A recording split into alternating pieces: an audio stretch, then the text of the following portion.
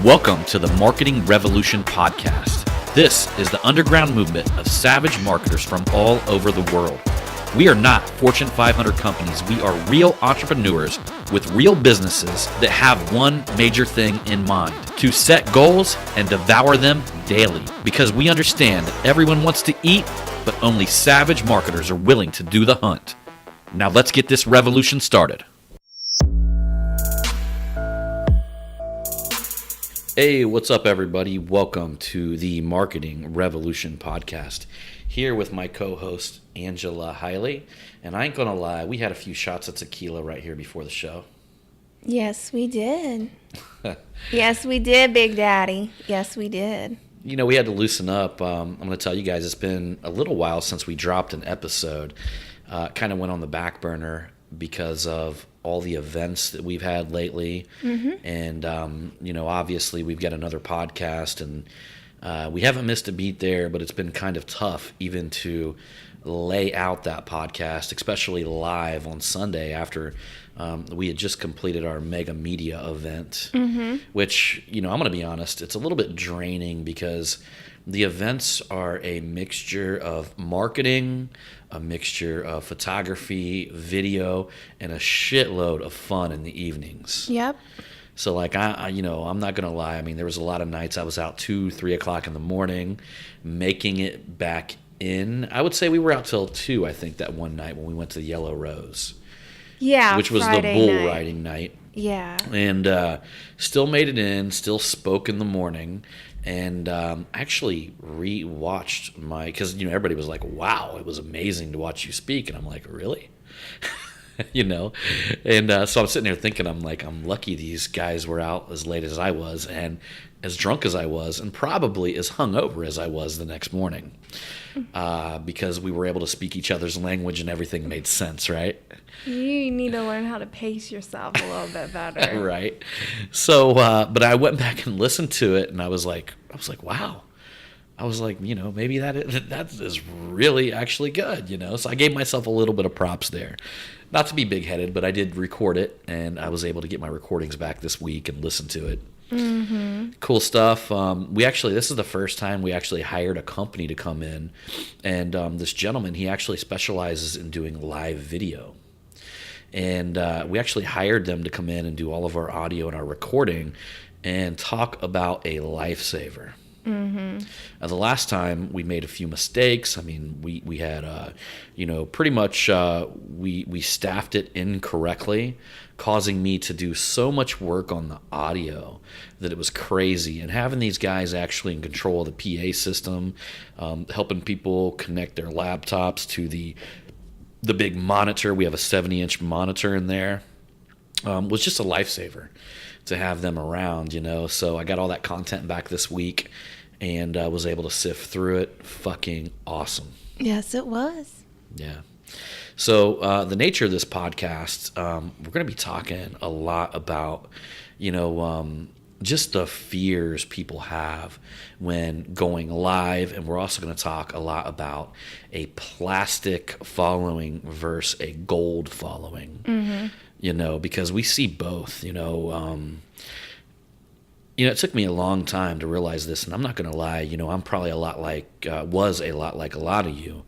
And when I got out there and was going live, and when I got out there and was getting into the public eye, I was thinking more about what people would perceive me to be rather than just being myself.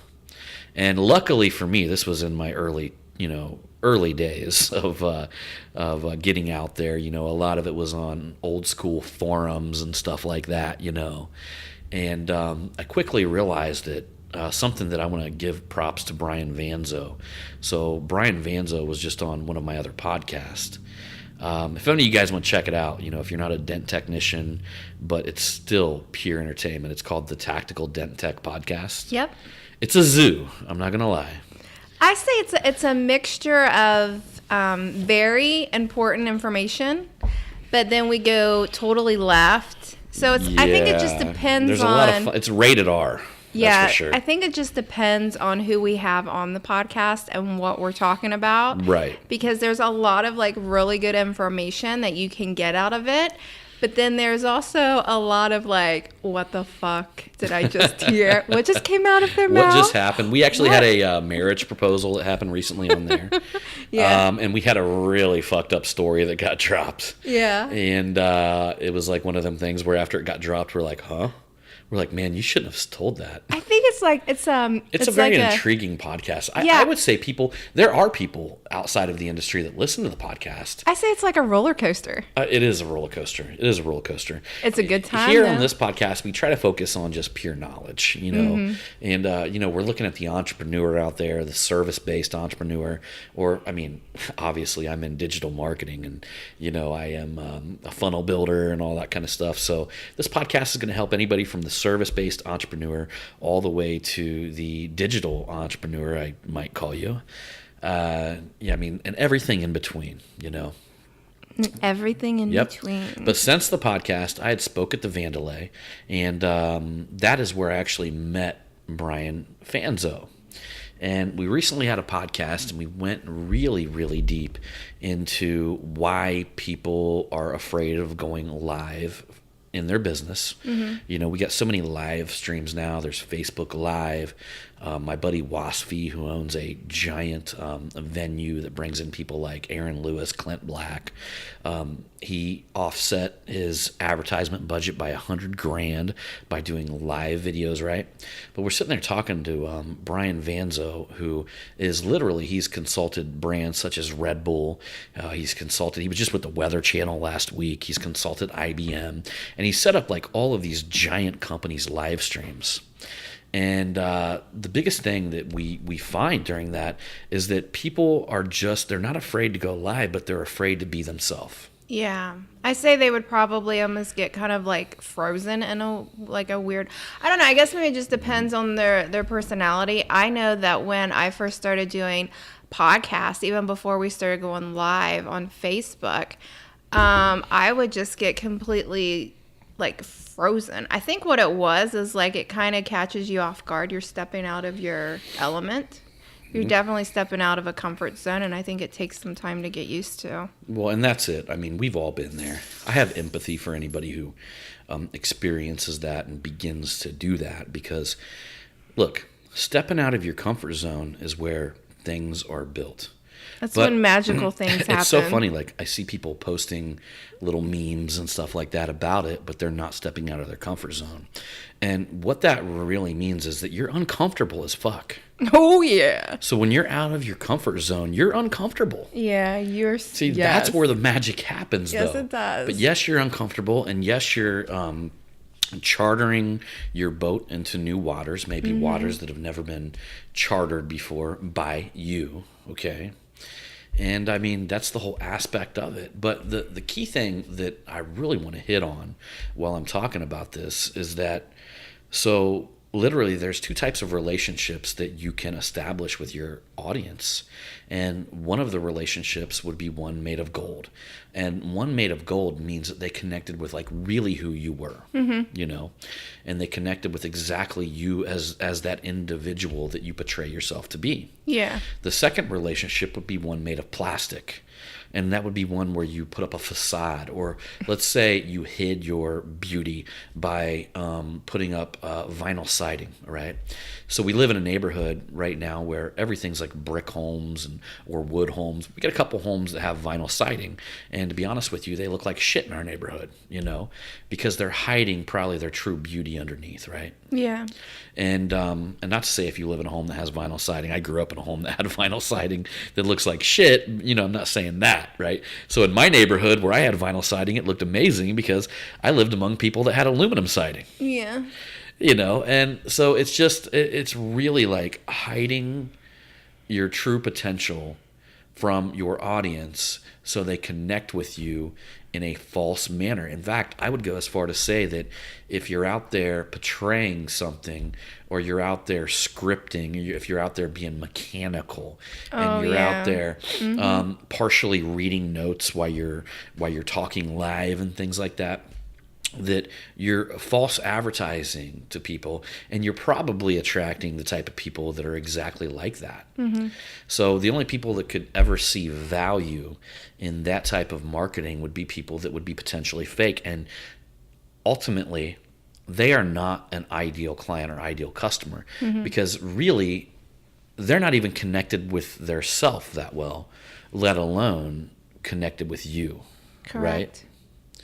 You know, and that screwed a lot of people, you know. I mean, that whole perfect facade, and I won't go into detail, but I had a guy on one of my podcasts years ago, and he carried that. He carried a perfect facade, and he did a lot of fucking editing to make that happen, right?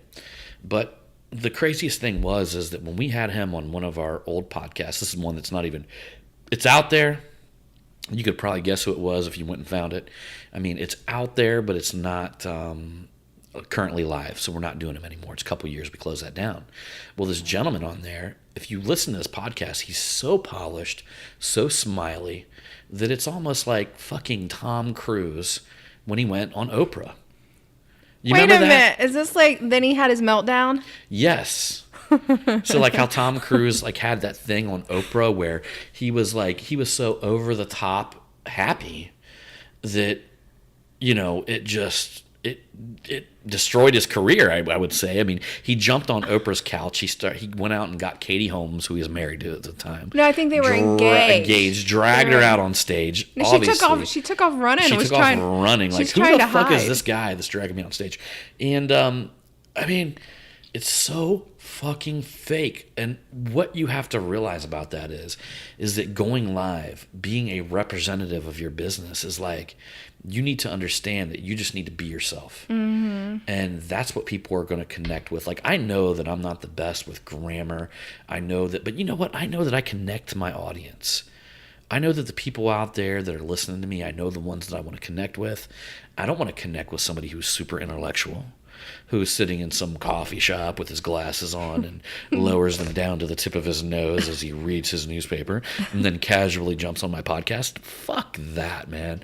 I'd rather connect with the construction worker dude who's going from job to job and hustling and listening to me in between that job, right? Yeah. And, you know, he's talking to the same people day in and day out that, you know, sound a lot like me, right? Yeah. And, but obviously when he listens to me, he knows that I know my shit. That's right. Like, that's my person. So I'm not going to like try to clean myself up to a facade that I don't even want to attract. You know, and we hit on that a lot with Brian Vanzo on the last podcast. I'm going to tell you, if you guys haven't started following Brian Vanzo, dude is really amazing.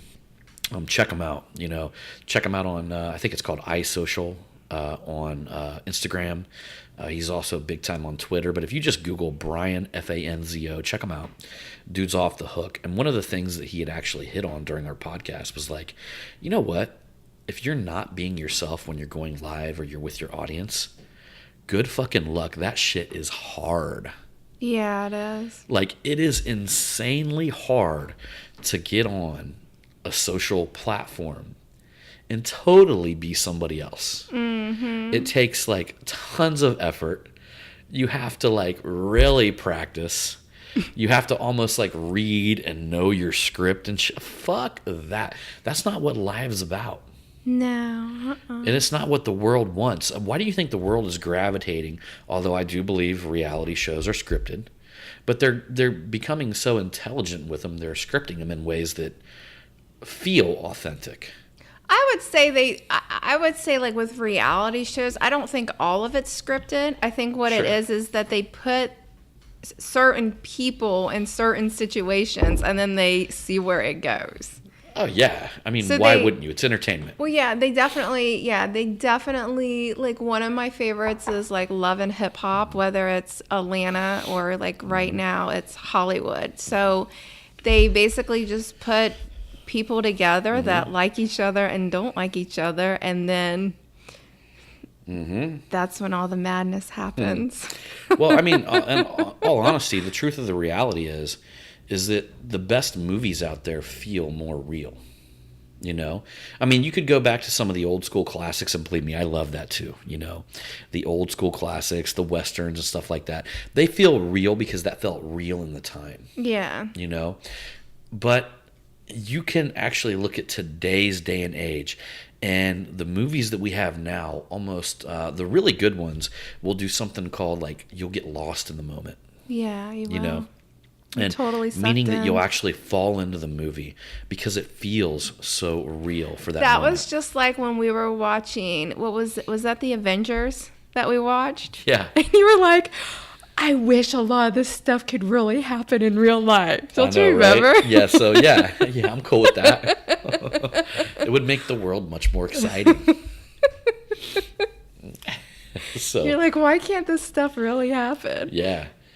And I mean, you know, but like what we're trying to drop today right now on this podcast, actually it's tonight, so it's in the evening right now that we're doing this, is that literally you have to connect, be self-aware, know who you are, and understand that when you become who you are and when you begin to fall into yourself and you start doing these live videos and stuff like that, I'm just going to tell you that People are going to gravitate to you more compared to if you get up on a... not at first. Well, I know, There's but a grace period for this. I know personally.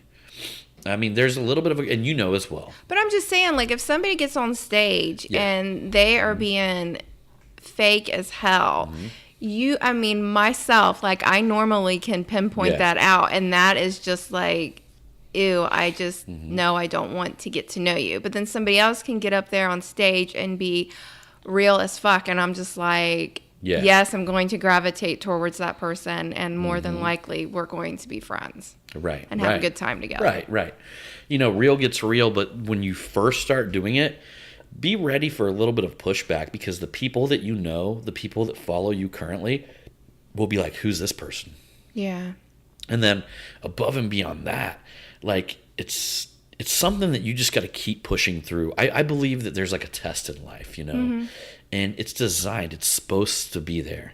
It's like, you know what? You have to commit to yourself above and beyond other people, right? So at one point in life, you got to look at yourself and say, I'm committed to me.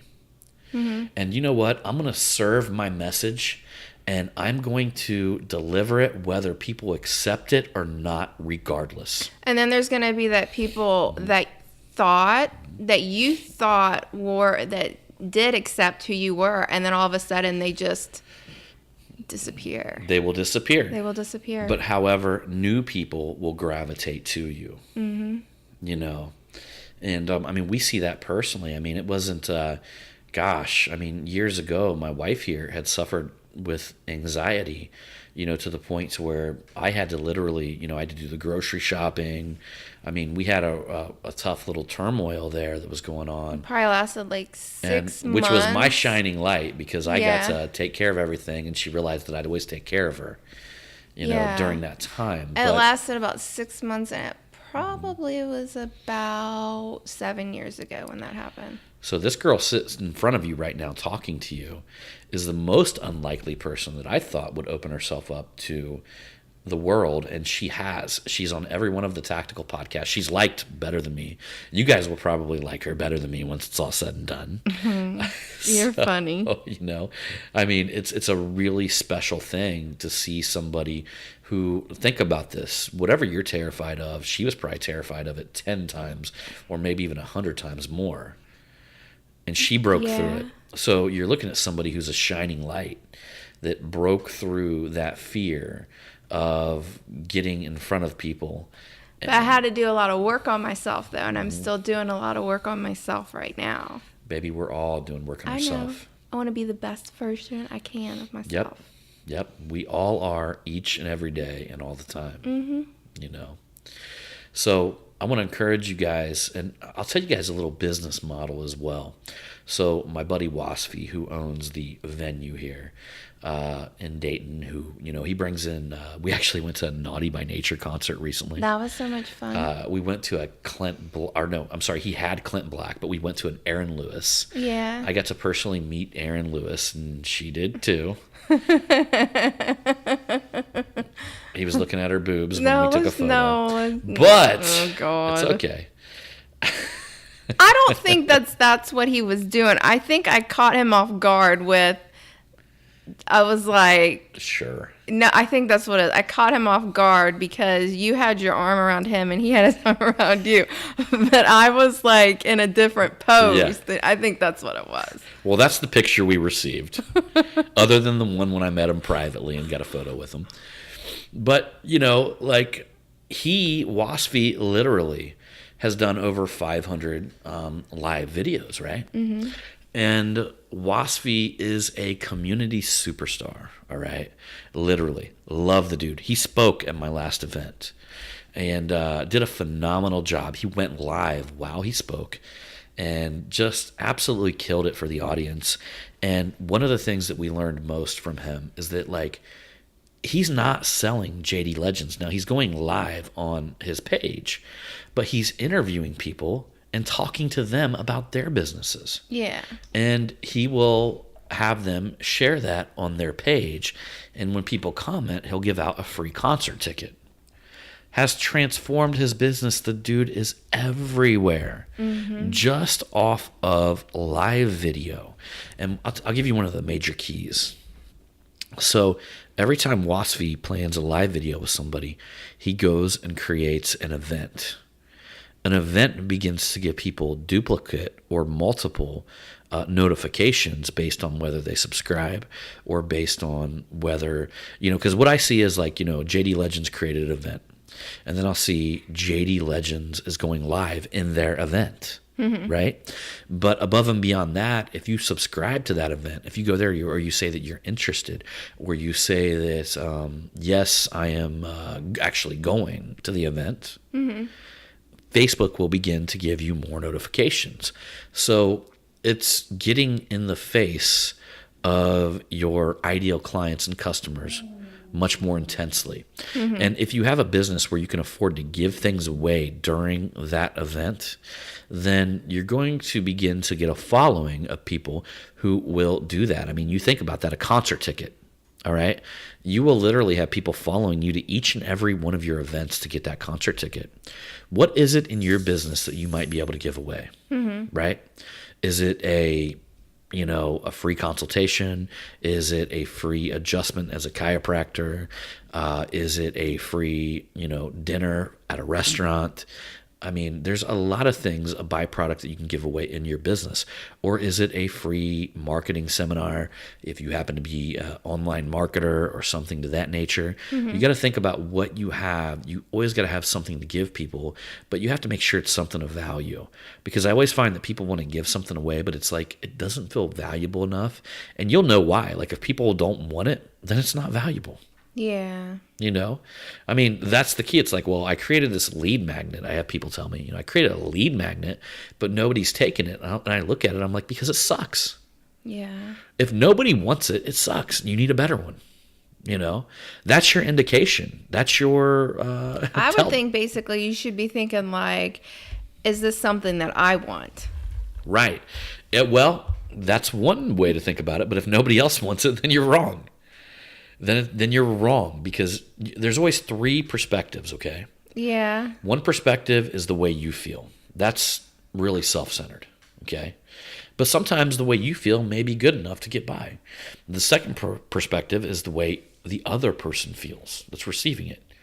Third perspective is a scientific overview. But wonder if you take like all three of those into consideration. That's what you have to do. That's what I meant though. That's what you have to do. And the funny thing is it's a 3-pillar system, and it's like, if a stool had 2 legs, it would just fall over. Well, yeah. But also, like, I do know that, like, people will say, they'll be like, oh, that person is, like, a really shitty gift giver. And then they'll be Right. like, they'll be like, oh my God, that person is like an amazing gift giver. Right. Like when they do like that whole like Secret Santa thing, like a lot of times you have to fill out this form of like stuff that you like, that you're interested in, right? So then when the other person gets that, your Secret Santa, they're either going to like you said, like a lot of times they do two approaches. They're either going to look at that list and they are going to cater to that, and they're going to be the best Secret Santa ever. Right. Or they're going to like totally just not even consider the stuff that you like, and they're just going to go out and get you things that they like themselves and give it to you. Correct. And a lot of times it's like they're like a really shitty Secret Santa. And I would almost agree that them people are very self-centered. Yes, they are. You know, yeah. and they are only thinking of a perspective in one perspective. You know, it's almost like I heard a guy tell a story one time. He said, I guess he there was a guy that had his car parked in a certain spot, right? And he ended up backing out and hitting this car, you know? So he ends up pulling back in. Of course, he's waiting for the guy to come out. He's not leaving a note, right? And he said, as he's waiting, another lady backs out next to him and hits the car in the same spot, right? Yeah. And pulls straight into her parking spot. And now the guy was parked in a spot where he wasn't even supposed to be parked. Mm-hmm. So literally when he came out, the gentleman came up to him and said, hey, man, I backed up and hit your car. Mm-hmm. Well, the individual that had his car hit was like directly like going, oh, my God, you hit my car. He was looking at it from a one-person perspective. The other gentleman was looking at it like, hey, I want to know how you feel about this so we can communicate.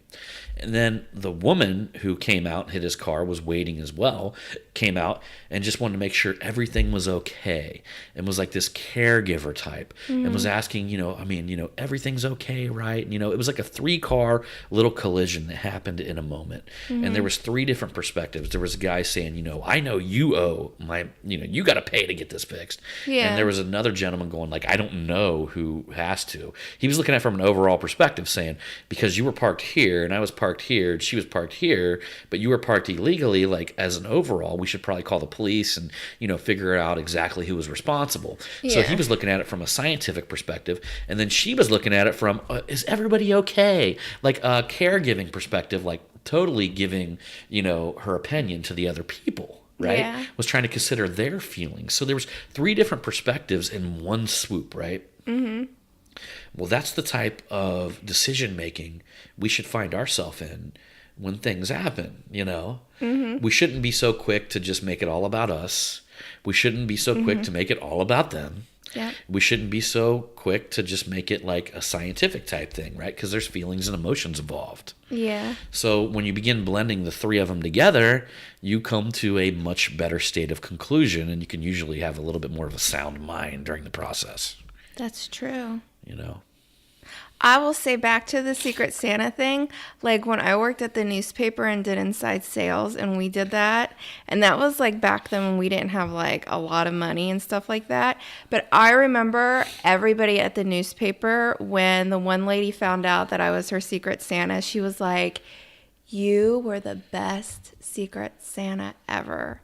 And like everybody in the newspaper like knew that. They were like, because she was just like, oh my gosh, this person is like getting me everything that I want on my list. And I remember that the person that was my Secret Santa, she was like the shittiest one. She did not even like take into consideration the stuff that I like. She just got me all this crap that she liked, and I was like, right. She and then probably repackaged some gifts or something. And then I had to be like, oh, thank you. So, because I didn't want to hurt her feelings and stuff like that, but deep down, I'm thinking like, dear Lord. You know what, though? I'd rather be the person that does the good deed and gets shit on, in some circumstances, especially something as mediocre as a Secret Santa. Well, But still, that kind of and like... honestly, that's because you always consider people's feelings ahead of yours. Yes. You're always looking at the second person view. Like, how do they feel, And you're concentrating on that a lot. And that's what makes you a very special, amazing person. And our anniversary for how many years? God, we'll be together 18 years this Saturday on November 3rd. This Saturday. We're going to be together for 18 years. And just think, like 18 years ago, like this November 3rd falls on a Saturday, and that's when we met 18 years ago, was a Saturday night. Yep. And I booked the appointment for Fleming's Steakhouse this week. Wait a minute, not you booked the appointment, you booked a reservation. appointment, reservation, whatever. Oh my god, because that's not John's thing. It's always like it's always me. Yeah. That's like planning everything. Yep. So anyhow, guys, I think we've went far enough on this podcast tonight. Yeah, we did. And I think it was a great podcast. And always. I hope you guys get a lot out of it. And above and beyond that, if you want to check out our zoo of a podcast, go to the Tactical Dent Tech. Yeah. Or You'll it's love actually it. Tactical Dent Tech on iTunes or on Stitcher. Check it out. It's kind of wild. Definitely go to some of the newest episodes. Some of the older ones were very technical. So you'll love it. Or hey, just listen to listen to the first one because they would see me as a big difference from Well, like wait. You didn't come in on the first one. You came in on like the 30th one. Oh, the 30th one. Oh, okay. Or something like that. Something She came in of at a that time nature. later on. It started out as a very technical podcast. Oh, me that's teaching right. I dent totally- removal techniques and things like that. I totally and forgot then about she that. came on and it turned into a zoo. A good zoo, not a bad zoo. Oh no, we got a massive following. It's great. Yeah. Yes. We're one of a kind. All right, y'all. We appreciate you. We'll see you on that next one. And remember, it's all about the hustle. Thank you for taking the time to listen to the Marketing Revolution podcast. If you know somebody that needs this message, please share it with them. Please write us a 5-star review on iTunes or Stitcher. And remember, everybody wants to eat, but only savage marketers are willing to do the hunt. I look forward to seeing you on the next one.